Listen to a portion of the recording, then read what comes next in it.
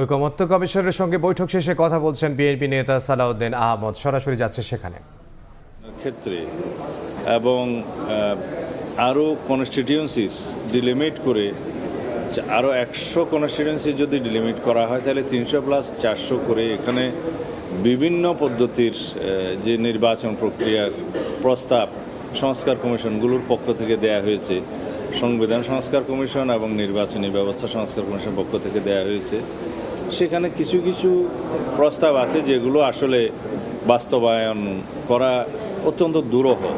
একটা রোটেশন পদ্ধতির কথা আপনারা শুনেছেন, যে বাই রোটেশন প্রত্যেকটা নির্বাচনে মানে এলাকার 1টা 2টা 3টা এক নির্বাচনে 1, দ্বিতীয় নির্বাচনে 2 নম্বর আসন, তৃতীয় নির্বাচনে 3 নম্বর আসন এভাবে করা হয়েছে। সেটা বাস্তবায়নক নয়। এখন অবশ্য কমিশন সেই জায়গা থেকে সরে এসছে, সেই প্রস্তাবের মধ্যে নেই।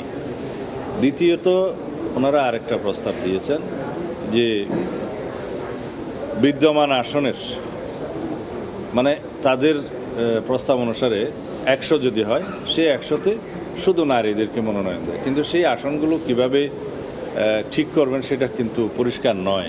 সেই 100 আসন কোনগুলা, ডিলিমিট কিভাবে হবে, এগুলো পরিষ্কার নয়। আরেকটা প্রস্তাব এসছে আজকে নতুন করে, যে বিদ্যমান যে আসন আছে তার মধ্য থেকে 33% আসনে নারীর প্রার্থিতা,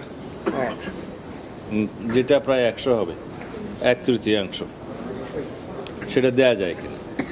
তা আমরা যেখানে এখনো পর্যন্ত আরপিওর বিধান মতে রাজনৈতিক দলসমূহ প্রত্যেকটা কমিটিতে 33% নারী সদস্য রাখা সেটা নিশ্চিত করতে পারি নাই। প্রত্যেকটা রাজনৈতিক দল চিঠি দিয়ে সেই সময়টা বৃদ্ধি করার জন্য নির্বাচন কমিশনে বারবার অনুরোধ করে।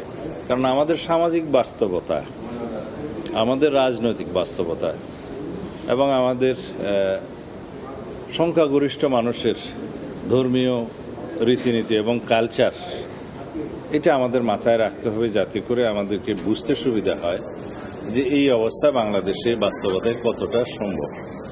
আমরা আমাদের দেশে অধিকাংশ মানুষ নারীদের মধ্যে যারা পর্দানশীল তারা সরাসরি রাজনীতিতে আসতে চান না, বা ধর্মীয় কালচারের কারণে সরাসরি নারীদের অংশগ্রহণ অনেকটা দুষ্কর। সেই জায়গায় আমরা ক্রমান্বয়ে আগাতে চাই যে রাজনীতিতে নারীদের অংশগ্রহণ বা সরাসরি আমাদের কমিটিগুলো তৃণমূল থেকে কেন্দ্র পর্যন্ত একটা সময়ে এসে আমরা হয়তো দেখব যে সেটা 33% হয়েছে বা তারও বেশি হবে, কিন্তু ওভারনাইট সেখানে জাম্প করা এখন সম্ভব হচ্ছে না।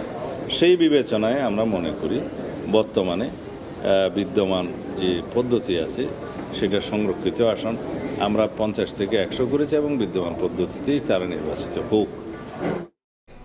ফরেন সার্ভিস একাডেমিতে ছিলাম সরাসরি, সেখানে কথা বলছিলেন বিএনপির স্থায়ী কমিটির সদস্য সালাউদ্দিন আহমদ।